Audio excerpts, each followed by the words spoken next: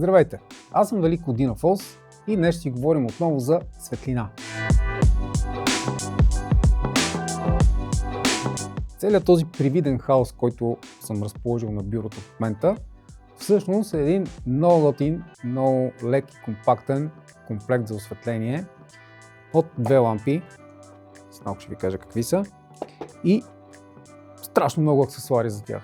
Този комплект всъщност е съставен от 260 ватови осветления, но какво е красивото при него? Страшно много аксесуари, които ни дават възможна свобода да експериментираме с светлината. Доста малко и компактно 60 вата осветление. Какво е характерното при него? Нека да започнем от захранването. Може да се захранва посредством този модул. Тук отзад този модул е разглобяем. Това е модула, в който може да вкараме захранване от 220 волта директно чрез кабел. В комплекта има, разбира се, всичко е по две, ще ви казвам само за едното. В комплекта има 5 метра захранващ кабел, който може да си го включим в стандартно 220 захранване. И тук отзад си го обучваме в буксата за 220. Имаме вариант и за батерия, която отново поставяме на мястото на модула за 220 и вече имаме батерия, която по характеристики дават, че е напълно заредена при 100% мощност на осветлението, би трябвало да издържи 1 час. В този комплект имаме по 2 батерии на тяло, реално общо 4 батерии. Ако ползваме двете тела, на пълна мощност имаме 2 часа работа. Ако пък ползваме едно тяло, имаме 4 часа работа. Говориме за батерия, темек автономно захранване. И по този начин може да снимаме не само в студио, а и навсякъде навън на терен, сред природата или където си пожелаем. Разбира се, самото осветление отдолу се закрепва посредством една 4-инчова резба за тази стойка за осветление, която има пинчета, за да не приплъзва. Стойката си е стандартна, има си шарнирче, което се върти на 180 градуса и дупчета за чадър. Ако искаме да сложим светлинен модификатор в чадър. От тук е бутона за включване и изключване, USB Type-C вход и от другата страна е потенциометъра за най-различни настройки, плюс два бутона, които са мод бутон и меню бутон. Много приятното в случая, и аз много съм доволен, че съществува тази функция, че може това осветление да го върнем към приложението Godox Light и реално от телефона да управляваме всичко. Лично на мен ми е доста по-удобно от телефон да управлявам, отколкото от това меню, но разбира се, опцията и за меню има, който си е свикнал от самата лампа да си управлява, няма никакъв проблем. Просто според мен може би една идея по-бавно. Нека си сложа адаптора за 220, защото ще сме си в студио, ще си го ползваме на ток. Байонета отпред на тази лампа си е характерен за MS60 и към този байонет се слагат доста неща, които са включени в комплекта. В комплекта има стандартна леща за усилване на лъча, която усилва светлината до 40 пъти. И вече, ако искате върху тази леща, може да се слагат посредством магнитно закрепване разни други аксесуари. Примерно тези клапи са с магнитчета и по този начин застават отпред на тази леща. Ако искате да ползвате без тази леща лампата, има си едно преходниче, което реално е за този байонет, но отпред е метално, за да могат да се закрепват на него всички магнитни аксесуари. Така че предвидено е всички тези модификатори да могат по всевъзможен начин да се закрепват за лампата. Дали да се комбинират, дали да е само един аксесуар, въобще възможностите са много. Плюс ето да кажем този полусферичен дифузор се закрепва елементарно. Ето така на магнитче. Ако искате да е с, да кажем, тази леща, слага се лещата и отново дифузорчето отпред. Към комплекта, разбира се, са включени и два софтбокса, които са си стандартни светлини модификатори. Те са отзад не на магнит, а са си на байонет. Така че трябва да е по този начин лампата, за да може да сложите двата софтбокса. Единия е с квадратна форма, мисля, че 30 см му вече страната на квадрата. Другия е осмоъгълен и пак е с диаметър 30 см. Клапи е така гумена приставка, която събира светлината в по-тесен кръг. И интересното тук е, че има и два адаптора за кружка с E27 стандарт. Реално посредством тази букса, която е осмичка, вкараме го отзад в токовия адаптор и по този начин мога да го завинтим някъде на фасунка, която е E27 и да го ползваме за кружка в банята. Примерно. Така че много интересна и според мен ще се окаже доста полезна екстра. Има си и разклонител, в който ако вкараме този край в 220, от тук може да захраним 4 такива осветления. Това всъщност е и RGB осветление, което поддържа много голяма цветова палитра. И менюто и режимите са реално стандартните за всяко едно RGB осветление на Godox. Има си HSL мода, CCT мода, има и доста вградени ефекти, като грамотечна буря, светлина от свеж, счупен телевизор, полицейски лампи и всичките такива стандартни ефекти си ги има. Осветлението, въобще целият комплект е доста компактен, може да стане много мобилен и реално зависи от нашата креативност, може да се ползва по много различни начини. А сега смятам да ви покажа, защото е много по-интересно да види човек наистина лампата как свети и за какво може да се използва. Всеки един от светлините модификатори, които е тук, какъв ефект дават и как да кажем ще се отразят върху една стена. Какво петно прави, каква яркост, каква деформация на светлината и каква дифузия дава всеки един от тези модификатори, включени в комплекта. Нека първо видим едната светлина от комплекта как се справя. Ще изслагам различни светлини модификатори, за да видим как ще се отрази. В случая може и да съм аз пред камерата, може и да е само отзад фона, за да видим какво петно прави и какви сенки, да кажем, хвърля от човешко тяло. В момента светлината съм разположил на около, може би 1,80 м от мен. На 100% е цветна температура 4800 келвина, но аз и толкова келвина съм задал и на камерата. През приложението на Godox Light добавил съм си тази светлина и сега мога да си оперирам от тук без никакви проблеми, което супер много ме кефи. Сега е на 100% без никакъв светлинен модификатор. И ако пуснем плъзгача за интензитета, горе-долу това е на 50% и вече надолу до пълен мрак. Хубавото на тази светлина и в приложението е, че са вкарали доста цветни филтри, които са под различни номера. Ето това са част от тях.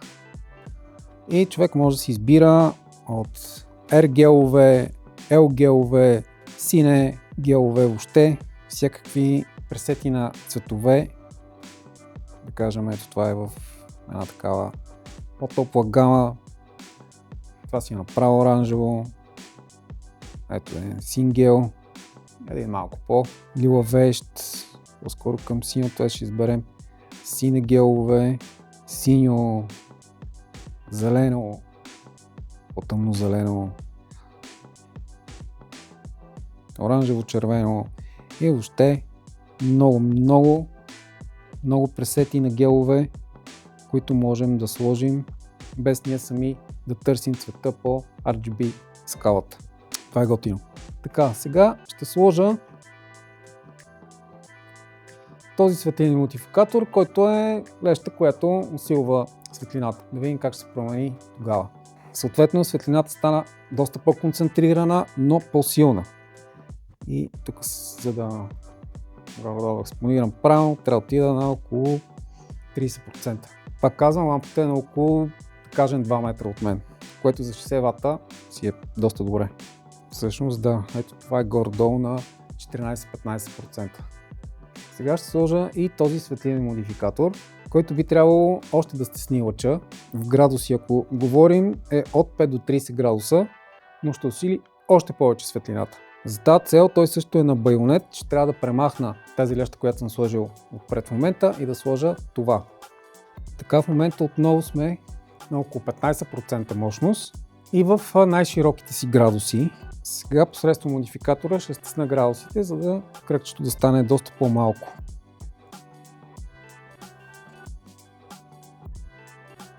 Ето това са, да кажем, едни 5 градуса от светлинния поток, който идва от лампата и сме на мощност 14,3%. И сеща, ако го изгърма до 100%, какво ще се случи. Така че това може да се ползва да имам доста интересни ефекти. За целите на нашето упражнение ще сложа и това гумено, нека да го наречем спотче. Да видим как ще промени то характера на светлината. За тази цел ще трябва да сложа тази приставка, за да може спотчето да го нанижа върху нея. Даже още сега ще го нанижа. Ето сега няма никакъв друг светлинен модификатор, освен това гумено спотче и сме на около 38% мощност. Увеличим съответно до 100%. Получавам ето това. Даже не мога да видя как изглежда от тук. Знам само, че ми вади очите. Сега дойде време, лично за мен, за нещо интересно. Още като отворих комплекта, исках да ги пробвам тези микрооптични лещи, които правят различни ефекти, и сега всяка една по-отделно ще я сложа, за да видим как се отрази отзад на фона и какъв ефект точно се получава.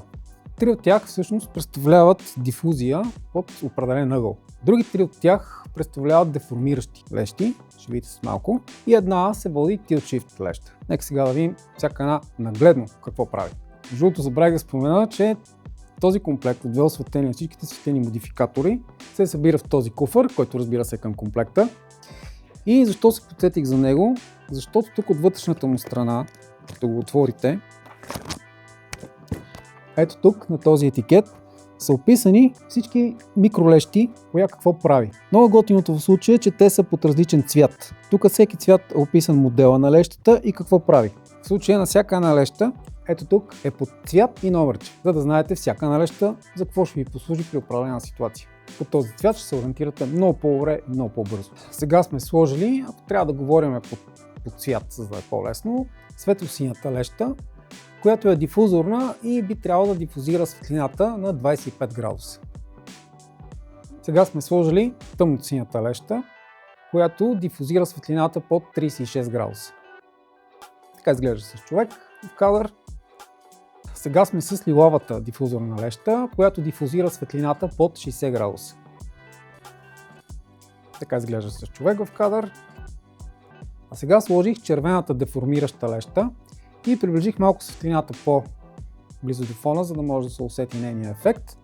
Като намалих съответно интензитета, в момента сме няма и 20% от мощността на лампата. Ето сега е върта и виждате как се променя формата на светлинното петно. Сега сложих жълтата деформираща леща и тук си позволих да сложа и неговия си стандартен усилвател на светлината, за да стесни малко светлинното петно, за да се види по-добре ефекта на лещата. И сега ще почна да я върта, съответно даже интензитета се го намалил на почти 12% от мощността.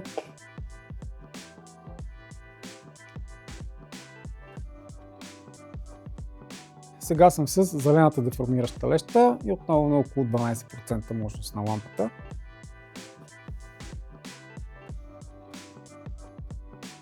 А сега съм сложил сивата деформираща леща, която е вълк Tilt Shift.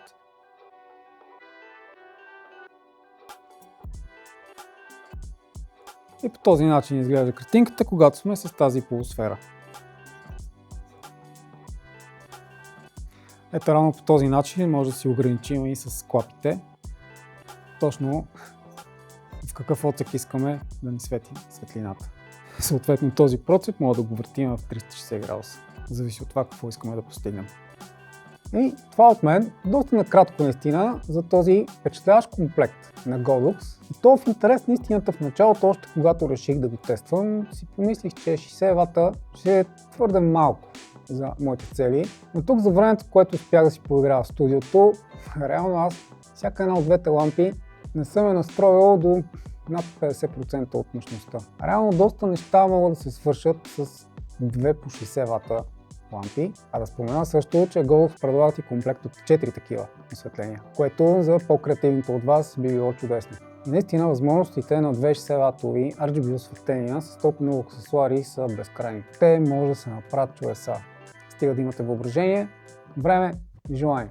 Комплектът според мен е идеален за малко студио, за човек, който води монолог или прави ревюта. Също така, защо само за видеография, според мен се става съвсем добре и за фотография. Примерно продуктова фотография, макрофотография, както вече разбрахме, може да се ползват и на терен с батерии и по този начин възможностите стават доста повече. Така че от малкото примери, които успях да направя за това кратко време, надявам се убедихте за възможностите, които тия две лампи, макар и по 60 вата, могат да ви дадат. И разбира се, както апелирам винаги накрая, ако от видеото ми е станало много ясно как точно действат те и как светят, заповядайте в шоурума на Dynaphos, ще ги сложим отново в студиото, ще светнем и сами ще се убедите в техните качества. Чао от мен!